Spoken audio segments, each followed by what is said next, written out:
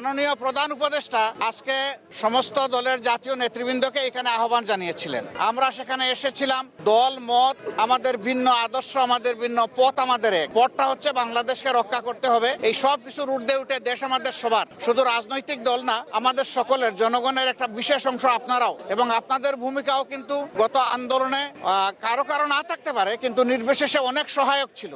এই জন্য সেই ভূমিকার জন্যও আমি আপনাদেরকে অভিনন্দন এবং ধন্যবাদ জানাচ্ছি। আগামীর বাংলাদেশ গঠনে পথে পথে আমরা বিভিন্ন অন্তরায় দেখতে পাচ্ছি, বিশেষ করে পার্শ্ববর্তী দেশ, তারা আমাদের প্রতিবেশী। আমরা তাদের সাথে সৎ প্রতিবেশী সুলভ সম্পর্ক চাই, কিন্তু সাম্প্রতিক কিছু ভূমিকা ছিল অত্যন্ত উস্কানিমূলক, অসহিষ্ণু, অগ্রহণযোগ্য। আপনারা এটা দেখেছেন।